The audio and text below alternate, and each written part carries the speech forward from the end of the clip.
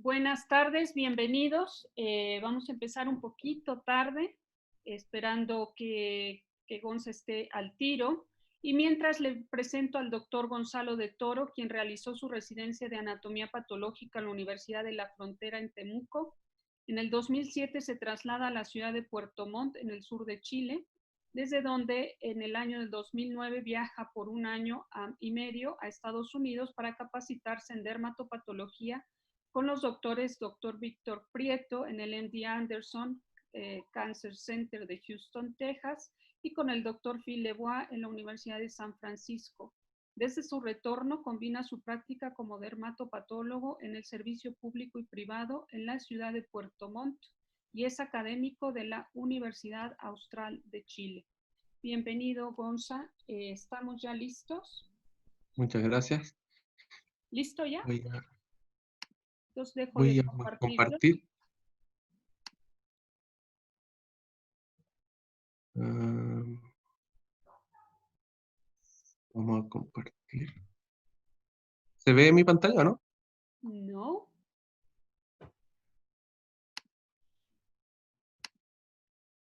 Todavía no.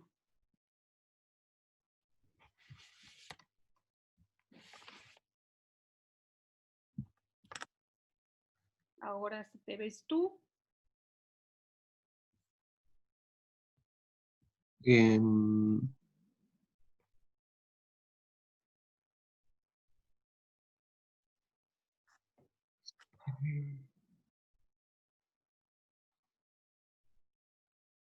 me tienes que dejar compartir, porque esta solo veo tú. No, ya no estoy compartiendo nada. Puedes compartir cuando tú quieras. Ahora sí ya. Ahí sí. Listo. Ya mero. Está en negro y ahora sí. Ya, muy buenas tardes. Disculpen el atraso, pero los pendrive me jugaron una mala pasada, así que está bajando la presentación y vamos a hacer un switch en un segundo, pero esto es lo que yo tenía preparado para ustedes. Entonces, vamos a tratar de hacer un resumen de lo que son los linfomas cutáneos, entendiendo que una hora, ¿cierto?, es un plazo en el cual no vamos a poder verlo todo, pero sí nos vamos a tratar de centrar en las entidades que son más frecuentes a nivel cutáneo.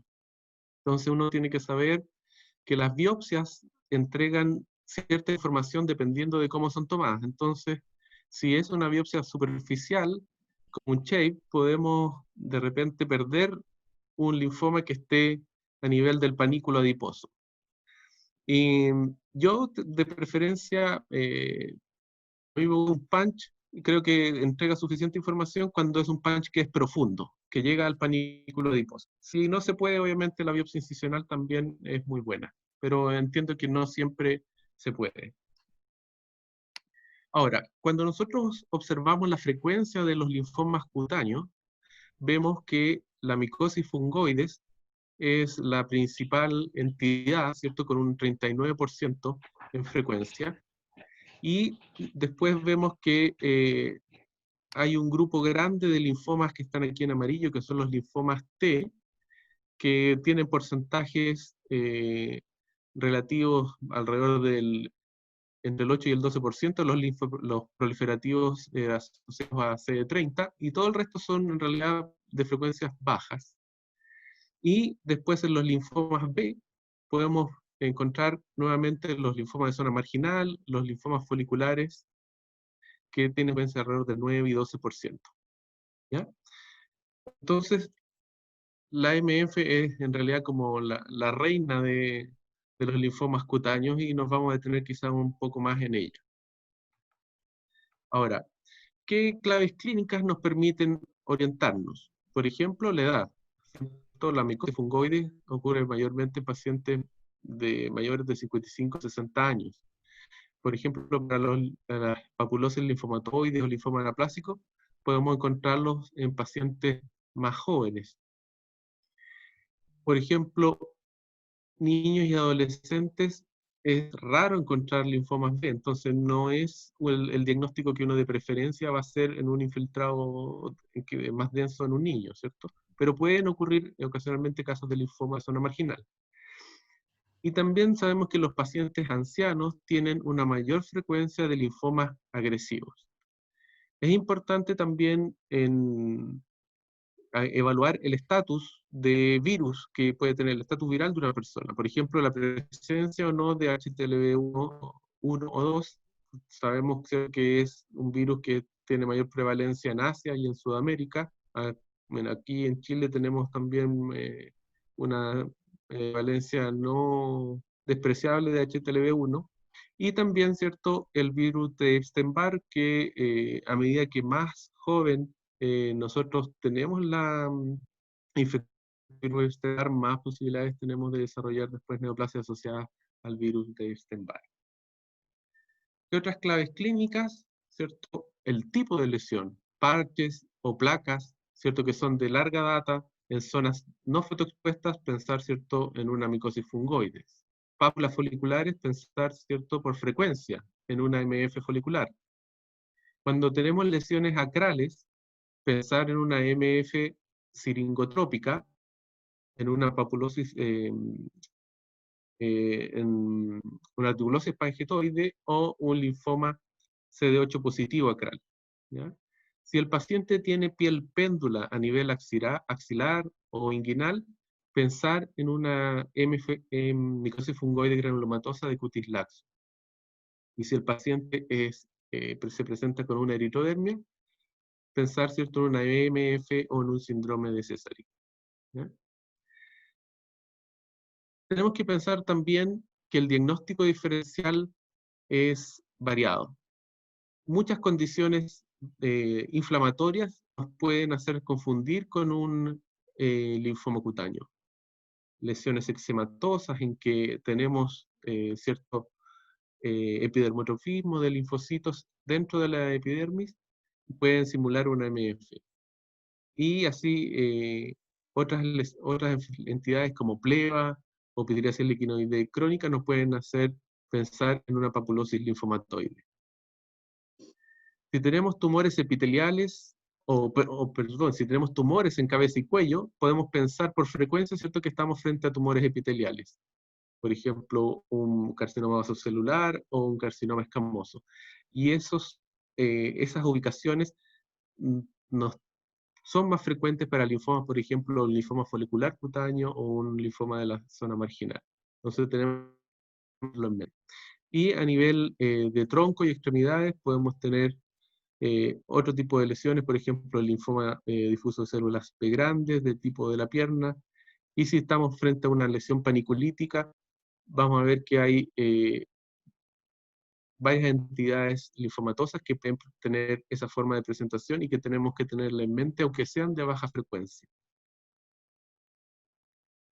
Aquí, por ejemplo, tenemos varios escenarios clínicos dentro, y todos ellos son lesiones linfomatosas, ¿cierto? Podemos tener un paciente eritrodérmico en este paciente, lesiones foliculares, la reticulosis pangetoide con lesiones erosivas acrales, lesiones de un linfoma de células B grandes, linfomas, lesiones CD8 a nivel de auriculares, papulosis linfomatoide, y aquí me tapa el resto de la pantalla, ¿cómo puedo ocultar?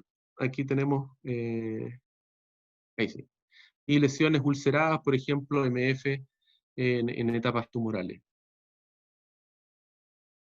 A veces las lesiones pueden ser únicas o pueden ser múltiples, pueden ser placas, parches, lesiones nodulares o ya tumores. Aquí voy a hacer denme un segundo. Voy a hacer...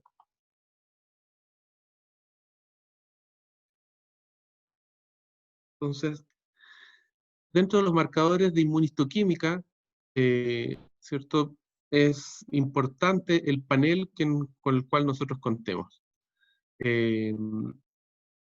Sabemos, ¿cierto?, que no en todos los lugares es fácil tener todos los anticuerpos, pero aquí menos el panel que nosotros tenemos acá en Puerto Montt y que nos permite relativamente bien poder separar las distintas entidades. ¿Cierto? Tenemos que hay marcadores T como CD3, CD2, CD5 y CD7, que están presentes en todos los linfocitos T y que nosotros utilizamos la pérdida de alguno de ellos, por ejemplo, en el diagnóstico de la micosis fungoides.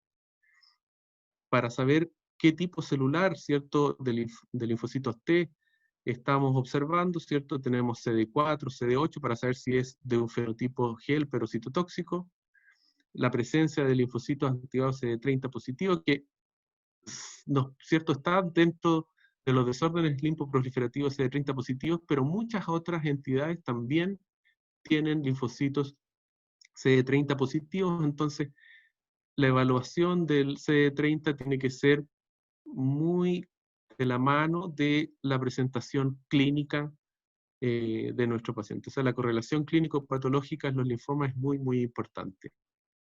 Si tenemos linfocitos NK, vamos a usar CD56. Si queremos saber si hay actividad citotóxica, vamos a usar perforina, granzima, TIA1.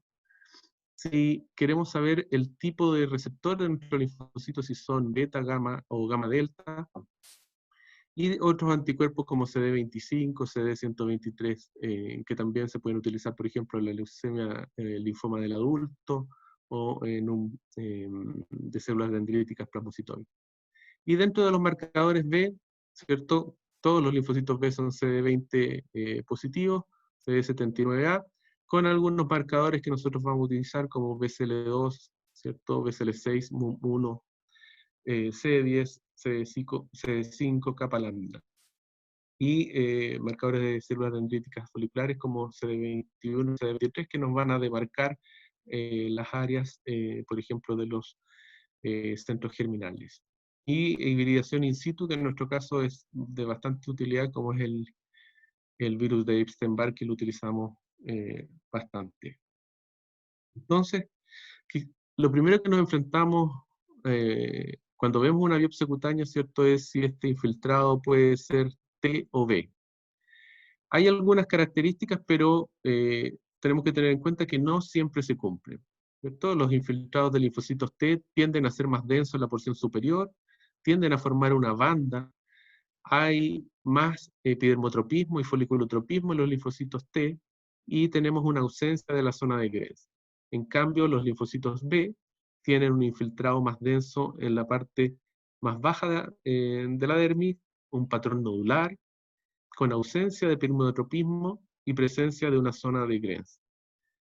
Como le vuelvo a repetir, esto es una generalización porque tenemos casos de linfomas B que presentan células intraepidérmicas. ¿Cuáles son las claves histológicas que podemos utilizar para orientarse? El epidermotropismo es importante, si hay una acentuación del infiltrado alrededor del folículo, si hay o no presencia de folículos linfoides, la ulceración y si existe el angiocentrismo. Cuando nosotros tenemos epidermotropismo, pensar en las entidades más frecuentes que presentan esta característica: la micosis fungoide, la reticulosis pagetoide y las variantes de la papulosis linfomatoide. Estos tres son de un curso relativamente más indolente. En cambio, el linfoma de células T agresivo, epidermotrópico, CD8 positivo, y el linfoma de células T gamma delta son entidades de un curso mucho más agresivo y que presentan también epidermotropismo.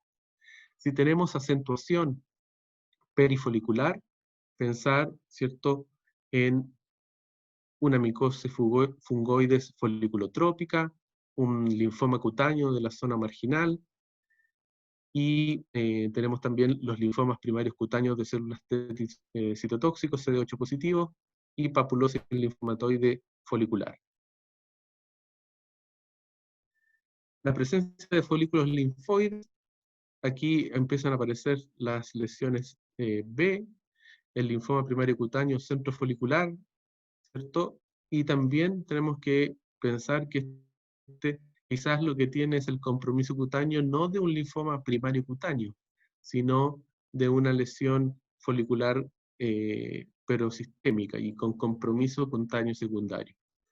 El linfoma cutáneo de la zona marginal y también algunos casos de linfomas de micosis fungoides en etapa tumoral que pueden tener algunos folículos. La ulceración. nos tiene que hacer pensar en micosis fungoide en etapa tumoral, en desórdenes linfoproliferativos CD30 positivos, y en lesiones, ¿cierto?, más agresivas como las que hemos conversado, y el linfoma NK de tipo nasal extranodal, que también tiene un curso muy agresivo.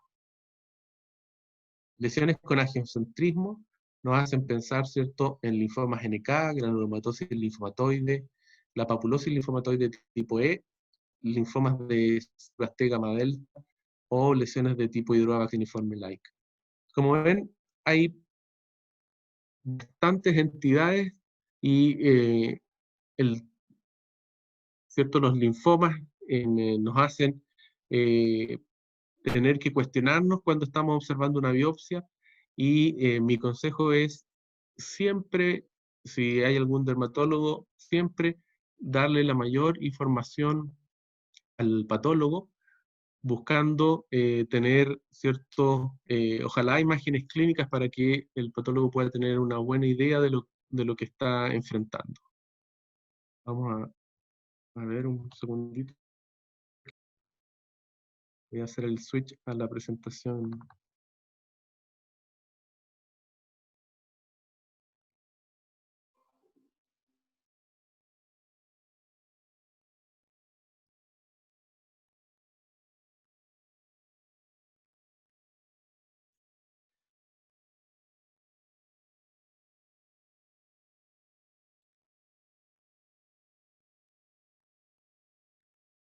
Entonces, como les conversaba, nosotros tenemos una biopsia que vamos a observar según en qué nivel se presenta el infiltrado. Quizá una de las cosas que más nos cuesta a los dermatopatólogos es, ¿cierto?, aprender la clínica, pero en los linfomas cutáneos es muy importante que nosotros tengamos clara la clínica para poder después orientar también nuestro patrón o los anticuerpos que vamos a pedir. Cuando uno observa, ¿cierto?, los hematopatólogos en general tienen paneles de anticuerpos bastante grandes, pero en nuestra realidad, ¿cierto?, económica de los países sudamericanos, los paneles ojalá uno poder acotarlos.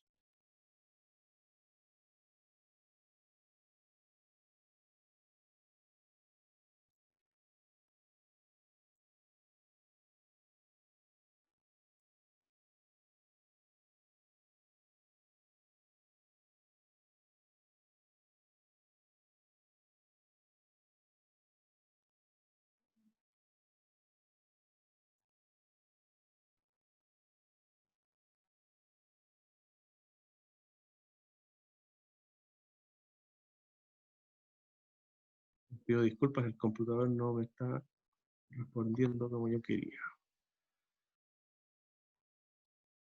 Bueno, entonces los escenarios posibles es que encontremos un infiltrado linfocitario epidermotropo en la porción y que está centrado en la dermis superficial, o podemos encontrar un infiltrado linfocitario que esté centrado en la dermis. Y la tercera posibilidad, ¿cierto?, es que encontremos un infiltrado linfocitario que esté centrado a nivel hipodérmico. Cuando tenemos, ¿cierto?, un infiltrado epidermotrópico, ya vimos, ¿cierto?, cuáles son las entidades más frecuentes. Ahora, ¿qué cosas tenemos que saber del epidermotropismo? No solamente se ve en linfomas T, sino que también, ¿cierto?, se puede ver en entidades como linfomas B. Las lesiones de tipo reactivo, ¿cierto?, frecuentemente presentan epidermotropismo. A algunas personas les gusta hablar de exocitosis cuando vemos entidades benignas con linfocitos intraepidérmicos, pero en realidad es el tropismo de linfocitos dentro de la epidermis, y que epidermotropismo se puede usar en entidades benignas y malignas. No es una entidad diagnóstica per se, sino que solamente nos orienta. Cuando encontramos grupos de linfocitos intraepiteliales que llamamos clúster, tenemos que tener especial atención porque estos se relacionan con mayor frecuencia con condiciones malignas. Y el epidermotropismo prominente lo vamos a observar en los linfomas malignos. Ahora, la micosis fungoide, ¿cierto?, que es el linfoma cutáneo T más frecuente, tiene diferentes etapas. Es una enfermedad, ¿cierto?, que tiene un curso clínico indolente durante bastante tiempo y podemos encontrar, ¿cierto?, la etapa de parche, de placas y finalmente una etapa tumoral. A nivel histológico también existen diferencias entre ellas. La fase de parche es un infiltrado mucho más sutil a nivel de la epidermis superficial, con algunos linfocitos en ascenso dentro de la epidermis, sin formar microabscesos de Poitier, los cuales se encuentran con mayor frecuencia en la etapa de placa. Ahí el infiltrado se vuelve más denso, formando una banda, como lo que veríamos como una enfermedad liquenoide, ya con grupos de linfocitos dentro de la epidermis, que son estos microabscesos de Poitier. Y finalmente, la etapa tumoral, encontramos un infiltrado denso, nodular, dentro de la dermis, ¿cierto? Donde ya a nivel clínico vemos, ¿cierto?, cómo los pacientes empiezan a presentar nódulos tumorales, y aquí el epidermotropismo puede ser mucho menor o estar ausente. Ahora, la evolución de la micosis fungoide, ¿cierto? Los pacientes tienen en general una buena sobrevida, ¿cierto?, con los tratamientos, y la progresión se ve en aproximadamente un 10 a 20%. El compromiso de linfonodos es relativamente medio, un 40%, ¿cierto? Cuando hay compromiso a nivel de linfonodos, la sobrevida es al 30%, y es muy poco frecuente en una micosis fungoide tener un compromiso visceral. Ahora, quiero ver si ya puedo hacer el switch a la otra presentación.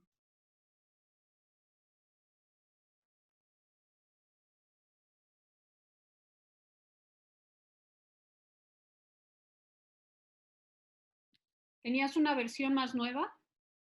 Sí, la que te había enviado. Ya, sí, que yo no Por pude. eso que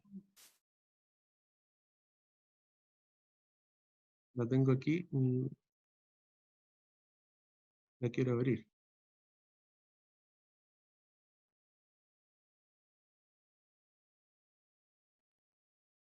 ¿Alguien hasta ahorita tiene algún comentario o una duda?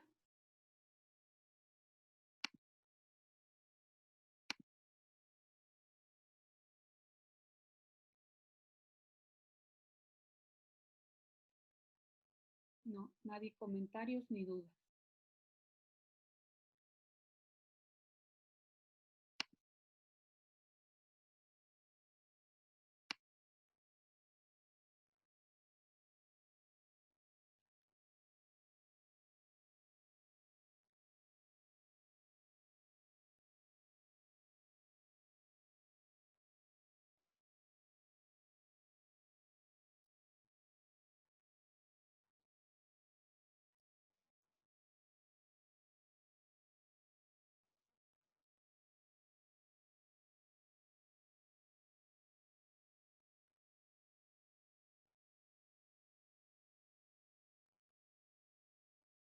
Voy a seguir por mientras con esta presentación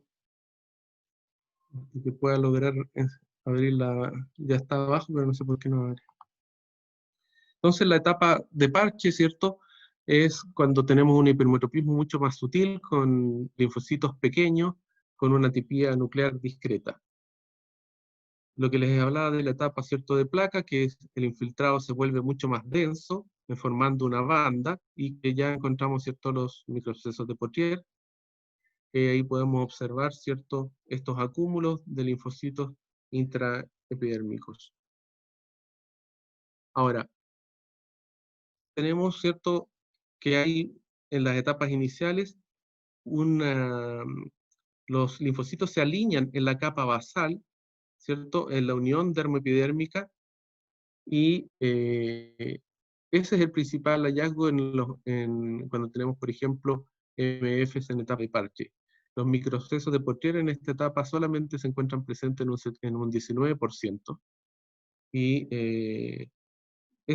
cuando este hallazgo, cuando tenemos linfocitos alineados en la capa basal, es algo bastante característico que uno lo tiene que hacer sospechar una MF, ya que no se ve tan frecuentemente en lesiones de tipo inflamatorio.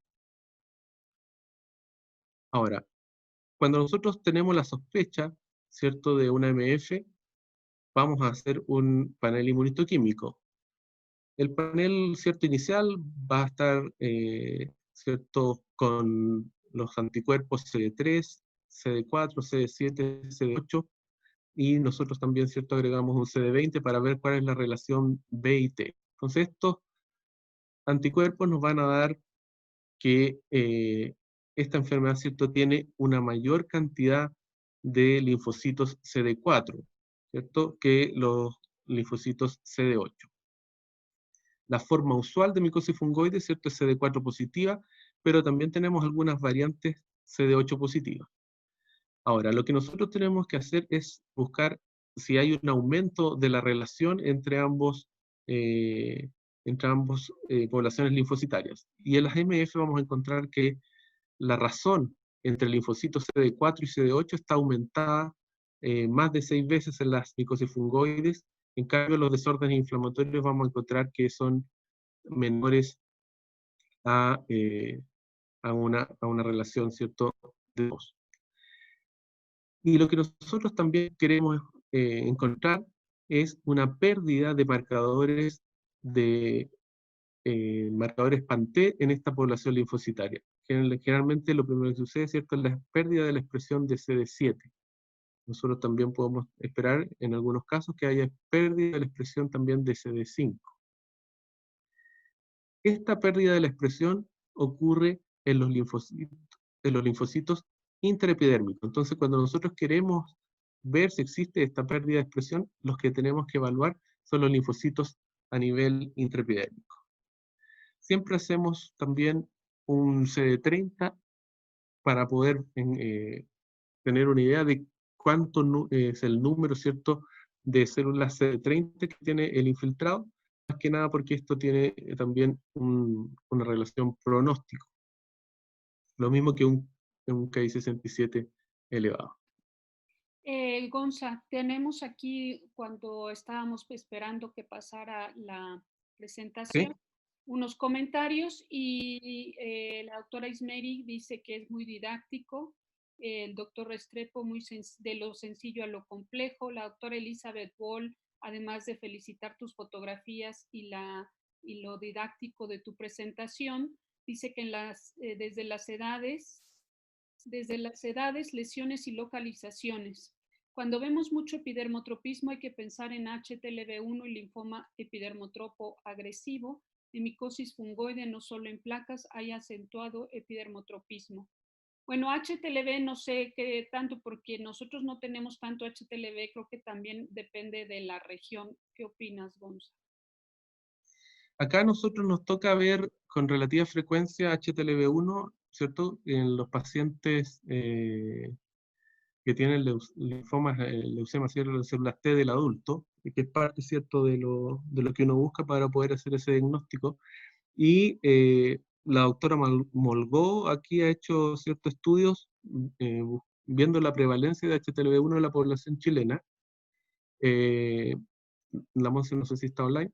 Pero nosotros aquí en el sur de Chile, los hematólogos generalmente lo piden como parte de su panel cuando están investigando los linfomas, y tenemos una prevalencia no menor. La doctora Sonia Roth, muy clara y didáctica la exposición, lo mismo que la doctora Yamile Corredoira, muy claro y esquemático, gracias por los tips muy prácticos. La doctora Maru Macei, lo mismo, una muy buena sistematización y parece muy fácil, muchas gracias. Que si el panel lo pides para todas las micosis fungoide y papulosis linfomatoide, pregunta la doctora Yamile Corredoira. si el panel para el Y dice si los, no, dice, el HTLV1, perdón, si el HTLV1 lo pides para todas las micosis fungoide y papulosis linfomatoide. Bueno, en general, como es un poco más de resorte del hematólogo, nosotros pedimos poco. Es más el hematólogo el que lo pide, pero lo pide porque generalmente las leucemias de células T del adulto son de curso clínico y apariencia muy similar a las micosis fungoides. Entonces, las micosis fungoides le piden HTLV1 tratando de hacer, eh, o en los cuadros que simulan ciertas estas micosis fungoides, le hacen como parte del estudio HTLV1. Entonces, generalmente nos llega la biopsia y nosotros ya sabemos eh, cuál es el cuál es el estatus viral de este paciente. Uh-huh. ¿Y qué tan frecuente pides el KI67? Esa es pregunta mía en una micosis fungoide que es clara, o lo pides cuando no sabes si es micosis fungoide versus una reacción inflamatoria, o para determinar pronóstico. No, yo te diría que no lo hago con tanta frecuencia. Eh, Generalmente resulta que tenemos un panel acotado para cada paciente eh, por, por, por posibilidades económicas, entonces preferimos hacer el diagnóstico inicial con los anticuerpos, ¿cierto? CD3, CD20, CD5, CD7, CD4, CD8, y si el paciente tiene la posibilidad, le agrego de 30 y del KI67. Generalmente lo hacemos cuando ya tenemos seguridad de que estamos viendo una micosis fungoide. ¿Qué tanto usa CD2? Pregunta la doctora Yamile Corredoira. Poco. ¿Y qué Nosotros no lo usamos. ¿Y qué tanto valor le das a CD5 versus CD7? Porque yo CD7 les digo que se pierde con que veas la biopsia, o sea, con que la veas feo. Y no sé, no le confío tanto al 7 como al 5. Cuando 5 se Sí, pierde, yo creo que generalmente más. nosotros preferimos ver una pérdida, estamos mucho más seguros de una MF con una pérdida de CD5 por sobre el CD7. Y comparto eso de que el CD7 de repente no es tan, eh, no sale tan, o se pierde más fácil. Oh, parece que ahora Sí, se abrió. dice lo mismo el doctor Rodrigo Restrepo, que se pierde con una gripa el CD7. Yo también estornuda y se perdió. Dice la doctora Cecilia, en casos dudosos en DMF temprana, ordenas estudios de microarreglo de RNA. De Microarray. estudios de microarreglo Uh-huh. de receptores. Sí, en caso dudoso de MF temprana. Yo creo que, o sea, No, dice, no, microRNA. MicroRNA. no, no. En este momento en el sistema público no lo tenemos disponible. Ajá. Y esta pregunta no la entiendo muy bien, Sebastián Salas, y la relación CD4-CD8, creo que lo explicaste, que si es mayor a 6 es más importante, si es menor a 2 es menos trascendente y es más probable que sea inflamatorio. ¿Sería eso, Sebastián? Sí, dice que sí. ¿Ya estás listo? Sí, por fin. Ahora sí, ya, por Les fin. pido disculpas. No hay Sí. ningún problema. Bueno, Dice, entonces lo que nosotros buscamos, ¿cierto? Como aproximación diagnóstica es la pérdida, ¿cierto? De la expresión de CD7 o de CD5 y la razón, ¿cierto? Que sea mayor a 6, ¿cierto? De CD4 por sobre CD8.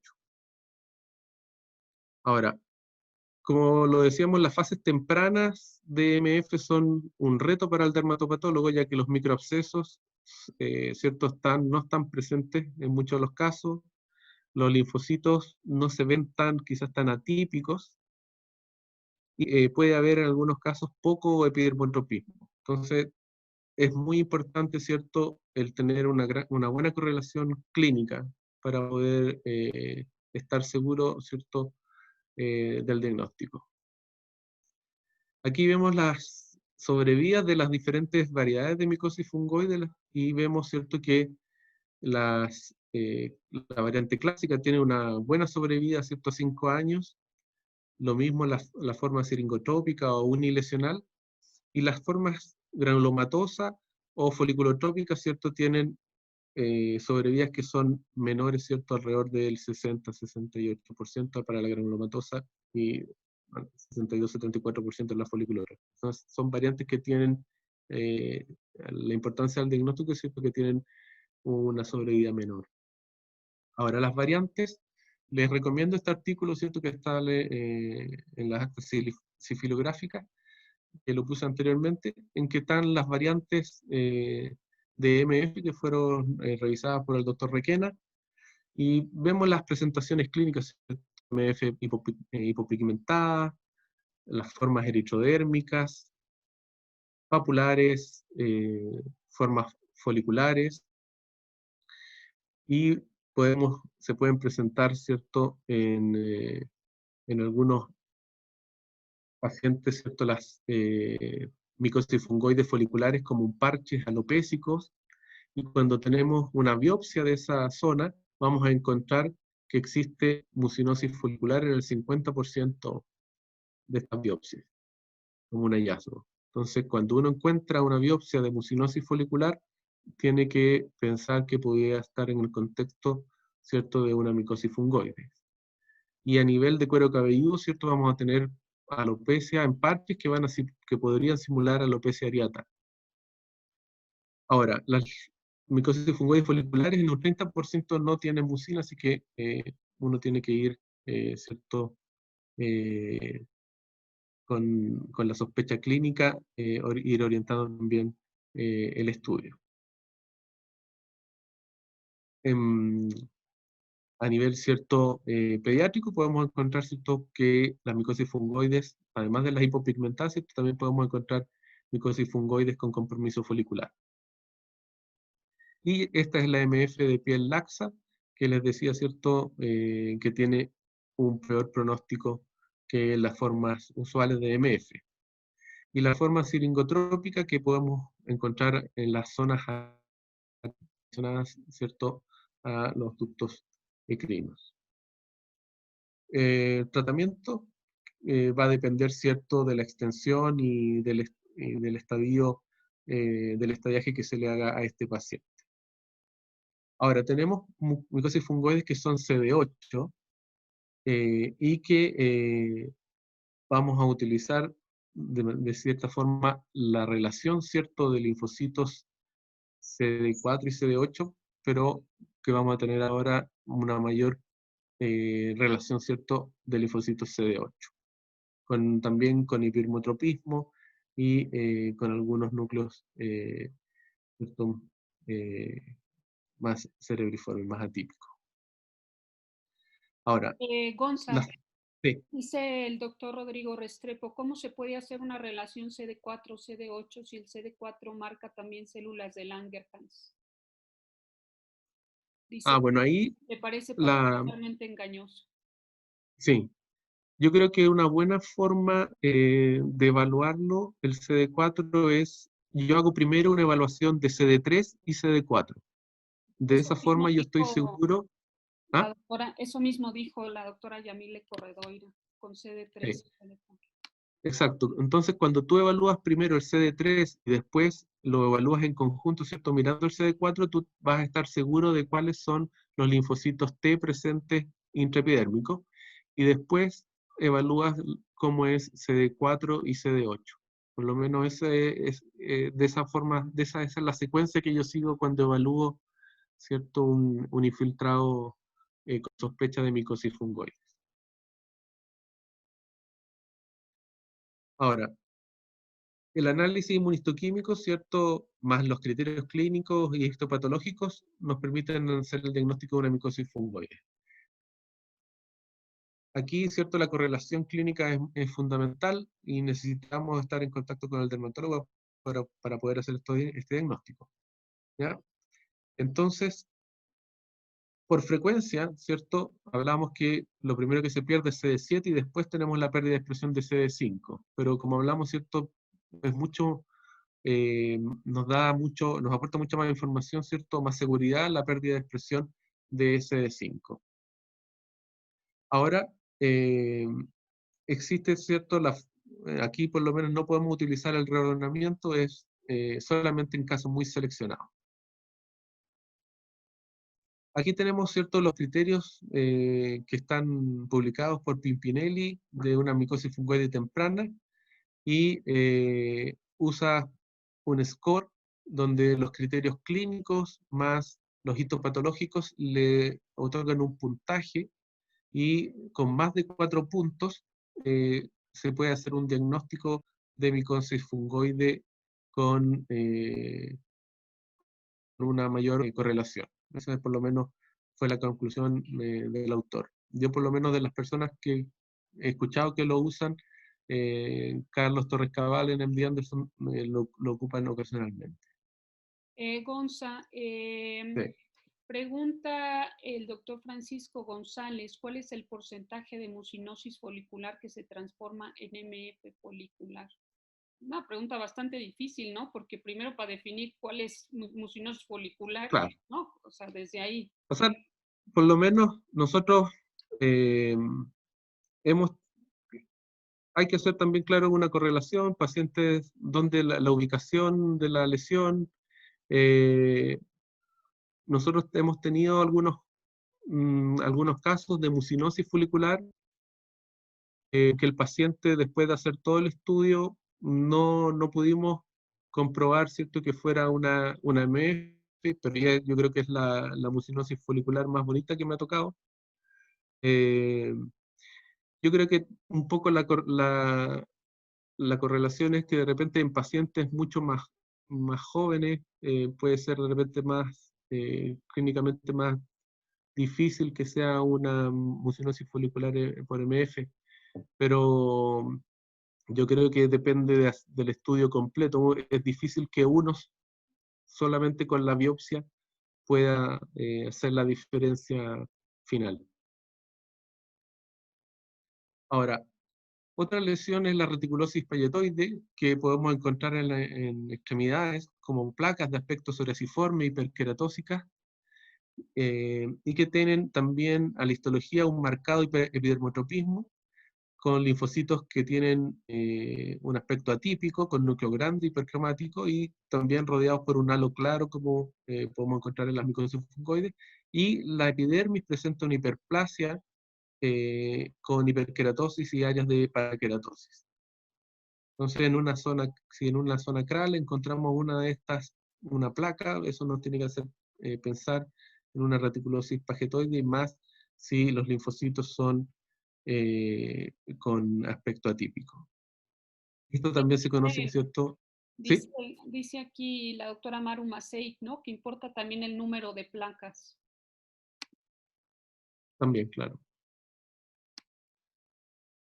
Esta también se conoce como la enfermedad de Goring-Kulop, y tenemos, ¿cierto?, que en ocasiones estos linfocitos que están intraepidérmicos, ¿cierto?, pueden ser de fenotipo CD4, pero también existen algunos que pueden ser un fenotipo CD8. Aquí vemos otro cuadro clínico con hiperplasia epidérmica y con este epidermotropismo marcado con linfocitos que son CD8. ¿Qué lesiones tenemos que tener en cuenta en una lesión acral? Si tenemos un linfoma CD8, un linfoma cutáneo de células gamma delta, papulosis linfomatoide tipo D, en ocasiones micosis fungoides, palmar plantar, como diagnósticos diferenciales de lesiones a nivel acral, y obviamente las dermatitis espongióticas y eczematosas que a veces pueden ser un problema. Marcela, yo sé que esta sesión es hasta las 5, me quedan 5 minutos, y debido a los problemas perdimos bastante tiempo en el tratar de poner la presentación. Mira, yo creo que vamos, además ha sido tu presentación sumamente didáctica y tan bonita que vale la pena, si tú estás de acuerdo, que dentro de 8 días continuemos con los linfomas. Sí, me parece bien, porque en realidad no les mostré como un 10% de de los linfomas cutáneos. Sí, exacto. Y entonces, como además vamos muy bien y he estado muy didáctico en la forma que lo has abordado y todo el mundo lo estamos disfrutando, así como cuando el doctor Rodrigo Restrepo nos dio pelo durante 3 sesiones, podemos dividirla mejor en 2 y seguir disfrutando y seguir con esta conversación de cada uno de las inquietudes que tienen los participantes y los asistentes, y de esa manera pues lo aprendemos más y disfrutamos más, ¿no? A que hagamos un maratón o así. Ajá, No hay ningún de problema acuerdo. No, con yo no tengo relación ningún problema. con relación a la presentación y que no hubiera bajado. Bueno, esas cosas siempre nos pasan y hay que tenerlo en cuenta y ser más tolerantes y flexibles.